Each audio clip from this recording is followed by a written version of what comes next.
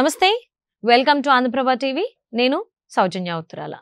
So అందరికీ తెలిసిందే, రెండు తెలుగు రాష్ట్రాల ముఖ్యమంత్రులు కూడా దావోస్ సదస్సులో పాల్గొన్నారు. మరి రిజల్ట్స్ ఏ విధంగా ఉండబోతున్నాయి? ముఖ్యమంత్రులతో పాటు పరిశ్రమ శాఖ మంత్రులు కూడా వెళ్ళడం జరిగింది. ఏపీ నుంచి అయితే కేంద్ర మంత్రులు అండ్ రాష్ట్ర మంత్రి భరత్ గారు కూడా అందులో పాల్గొన్నారు. మరి రిజల్ట్స్ ఏ విధంగా ఉండబోతున్నాయి ఏంటి? ఈ అంశానికి సంబంధించి వారి అభిప్రాయాన్ని, వారి విశ్లేషణని మనతో పంచుకోవడానికి ఈ రోజు మనతో పాటు ఉన్నారు senior journalist, Andhra Prabha editor YSR Sharma గారు ఉన్నారు. వారితో మాట్లాడదాం. నమస్తే అండి. నమస్తే.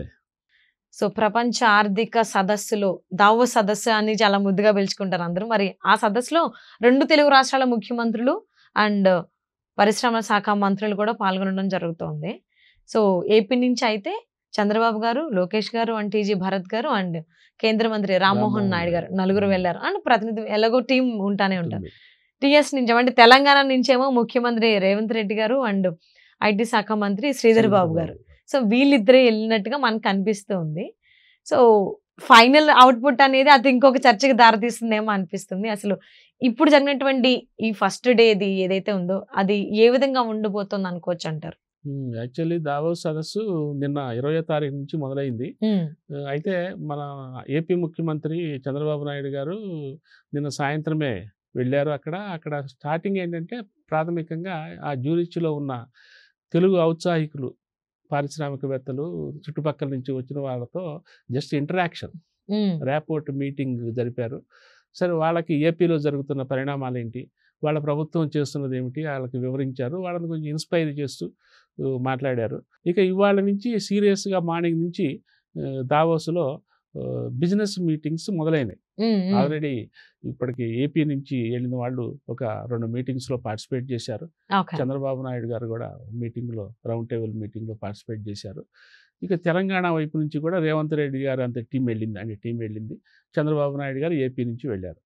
నిజానికి తెలంగాణ ఒక రకంగా ఏంటంటే అభివృద్ధి చెందిన రాష్ట్రంగానే మనం చూస్తున్నాం. అది అఫ్కోర్స్ ఇప్పుడు దాని ఖజానా డొలబోయినప్పటికీ నిజానికి 10 ఏళ్ల క్రితం నుంచి కూడా అక్కడ డెవలప్మెంట్ యాక్టివిటీస్ జరుగుతూ వస్తున్నాయి. అక్కడ కూడా రకరకాల ప్రాజెక్టులు కట్టారు ఏమండి. సో అటు నుంచి కూడా గత 10 ఏళ్లలో రెగ్యులర్గా బాగుపోయినప్పటికీ దావోస్ వెళ్ళిన సందర్భాలు ఉన్నాయి. తెలంగాణ వైపు నుంచి కూడా అక్కడ పరిశ్రమలు, రకరకాల సెజ్జులు, ఫార్మా సిటీలు ఇటువంటివి వాళ్ళు ప్లాన్ చేస్తున్నారు. సో తెలంగాణ సంభవం అది అభివృద్ధి పదంలోనే ఉన్నది, ఆన్ ది వే ఉన్నది అది. బట్ ఏపీ పరిస్థితి అది కాదు. అది ఇప్పుడిప్పుడే అసలు పూర్తిగా లేచి నిలబడలేని పరిస్థితిలో ఉన్నది. ఇక లేచి నిలబడి నడక నేర్చుకోవాల్సిన పరిస్థితి ఏపీది. విభజన జరిగి 10 ఏళ్ళు అయినప్పటికీ కూడా మధ్యలో రకరకాల అవాంతరాలు వచ్చేసి అది ఎక్కడ వేసిన గొంగళి అక్కడే ఉన్నదన్న సంగతి మనకు తెలుసు. సో ఈ పరిస్థితుల్లో ఈ దావోస్ సదస్సు ఏపీకి చాలా అవసరం, ఒక ఆక్సిజన్ లాంటిదన్నమాట. అందుకనే చంద్రబాబు నాయుడు గారు చాలా వెల్ ప్రిపేర్డ్గా అక్కడికి వెళ్ళి మనకి అసలు ఏంటి, మన దిక్సూచి ఏంటి, అక్కడ మనం ఏమి కోరుకోవాలి, ఎవరిని కలవాలి, ఏమేమి అడగాలి, ఎటువంటి పరిశ్రమలు రప్పించాలి, ఆంధ్రప్రదేశ్ సత్వరం ఈ 5 ఏళ్లలో అభివృద్ధి చెందాలంటే డెవలప్మెంట్ పట్టాలు ఎక్కాలంటే ఎటువంటి పరిశ్రమలు అవసరము, అక్కడ మనం ఉన్న సామాజిక భౌగోళిక పరిస్థితులను బట్టి ఆ పరిశ్రమలను ఎంపిక చేసుకోవాలి. సో ఇదంతా కూడా ఒక రోడ్ మ్యాప్తో ఆయన చాలా వెల్ ప్రిపేర్డ్గా దావోస్లో అడుగుపెట్టారు. అడుగు పెట్టడంతో పాటుగా చంద్రబాబు నాయుడు గారికి నిజానికి దావోస్ కొత్త ఏమీ కాదు. ఇంకా తెలంగాణతో పోలిస్తే చంద్రబాబు నాయుడు గారికి చాలా పాత సభే అది, పాత సదస్సే అది. ఎప్పటి నుంచో ఆయన వెళ్ళొస్తున్నారు. ఆ దావోస్ తాలూకు ప్రతిఫలాలు ఆయన ఉమ్మడి ఆంధ్రప్రదేశ్ సీఎంగా ఉన్నప్పుడు కూడా వాటిని అమలు చేశారు. సో అంతటి అనుభవం ఉన్న, నిజానికి అనుభవం ఉన్న ముఖ్యమంత్రే. దావోస్ పరంగా చూసినా దావోస్లోనూ ఆయనకు అంతటి అనుభవమే ఉంది. సో అందరూ వెళ్ళిన వాళ్ళతో పోల్చుకుంటే ఆయనకి ఎక్స్పీరియన్స్, ఆయన సీనియర్. సో అందుకని ఏపీ ప్రజలు కూడా చాలా మంచి ఫ్రూట్ఫుల్ రిజల్ట్స్ వస్తాయని ఎదురు చూస్తున్నారు. రేవంత్ రెడ్డి గారికి ఇది 2వ సారి అనుకుంటా చూస్తున్నారు. ముఖ్యంగా చంద్రబాబు నాయుడు గారు ఈ గవర్నమెంట్ వచ్చిన తర్వాత 6 నెలలే కదా అయింది. సో ఈ 6 నెలల్లోనే ఈ దావోస్ సదస్సు రావటం అనేది నిజంగా ఆంధ్రప్రదేశ్కి ఒక సానుకూలమైన అంశమే. ఈ 6 నెలల నుంచి కూడా ఆయన రకరకాల పరిశ్రమలకు సంబంధించిన కసరత్తు చేస్తున్నారు. ముఖ్యంగా లోకేష్ ఇప్పటికీ 1-2 సార్లు విదేశాలకు వెళ్ళి ఇండస్ట్రియలిస్ట్ని కలవటము, కంపెనీలను ఆహ్వానించటము, వాళ్ళు వచ్చి ఈ దఫాల వారీగా ఎంఓఏలు కూడా కుదుర్చుకుంటున్న సంఘటనలు, వార్తలు మనం చూస్తున్నాం రోజు కూడా. సో ఒక రకంగా ఆంధ్రప్రదేశ్ ఇప్పుడు ఒక హ్యాపెనింగ్ స్టేట్ లాగా కనిపిస్తున్నది. Something is going on.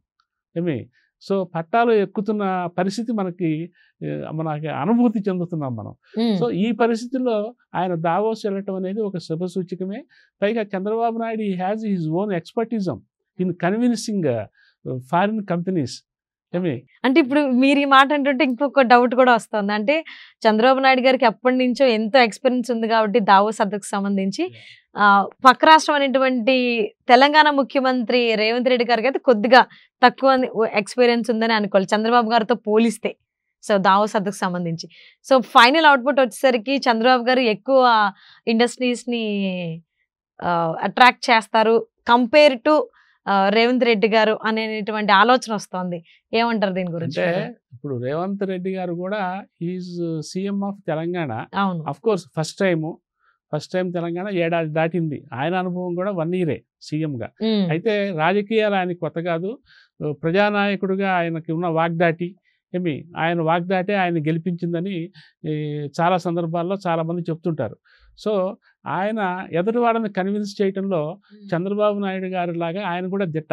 అంటే ఆయన శిష్యుడే అని కూడా చాలా సార్లు వింటూనే ఉంటాం. శిష్యుడే కదా నిజానికి. ఆయన తెలుగుదేశం నుంచి వచ్చిన ఆయనే. చంద్రబాబు నాయుడు అడుగుజాడల్లో ఆయన సలహాలు సూచనల ప్రకారం తెలుగుదేశం పార్టీ సభ్యుడిగా నాయకుడిగా నడుచుకున్నవాడే. అయితే ఈయనకున్న వాగ్దాటి వేరు, ఆయనకు రేవంత్ రెడ్డి గారికి ఉన్న వాగ్దాటి వేరు. పైగా చంద్రబాబు నాయుడు గారి మీద ఉన్నంత ఒత్తిడి ఆయన మీద ఉండదు.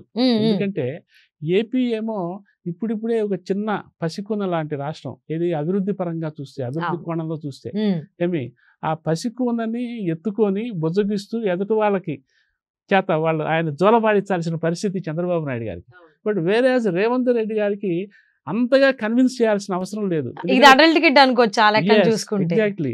ఎందుకంటే తెలంగాణ ఆల్రెడీ అభివృద్ధి పదంలో ఉన్నది, అభివృద్ధి పట్టాల మీద నడుస్తున్నది, అది చాలా దూరం పయనించింది.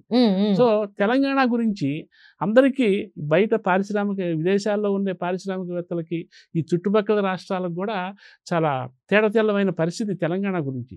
అందుకని తెలంగాణలో పరిశ్రమలు కొత్తగా తేవటానికి రేవంత్ రెడ్డి గారు అండ్ టీము అంత పెద్దగా కన్విన్స్ చేసి కష్టపడాల్సిన పని ఉండదు, వేరేజ్ ఏపీతో పోలిస్తే.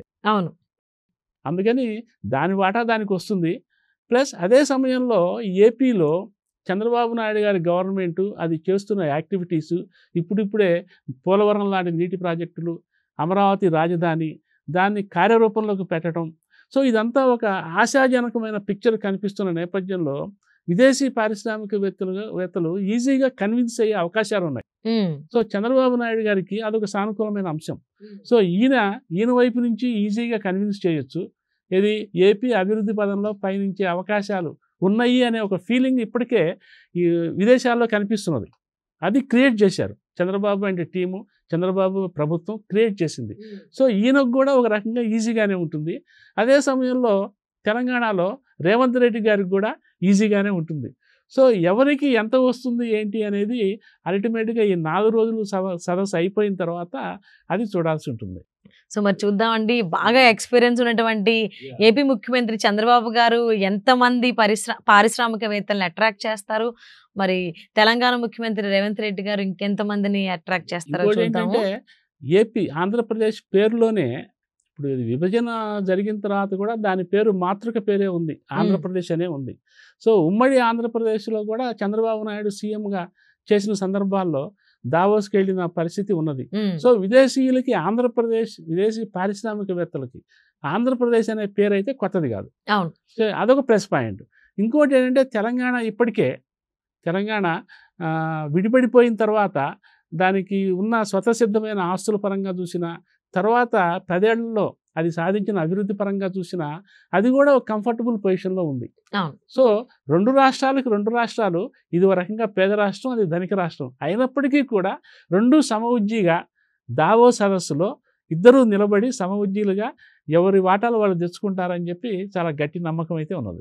సో మరి చూద్దామండి. ఆల్రెడీ మరి దావోస్ సదస్సులో పాల్గొనబోతున్నటువంటి పెట్టుబడిదారులు కావచ్చు, పారిశ్రామికవేత్తలు కావచ్చు, వాళ్ళకి ఒక ప్లాన్ ఉంటుంది కాబట్టి ఎవరు ఎటువైపు మొగ్గు చూపుతారు ఏంటి, సో ఎంతమంది ఏపీ మీద ఇంట్రెస్ట్ గా ఉన్నారు, తెలంగాణ పైన ఇంట్రెస్ట్ గా ఉన్నారో చూద్దాం రాబోయే రోజుల్లో. Thank you so much Sharma garu. Thank you.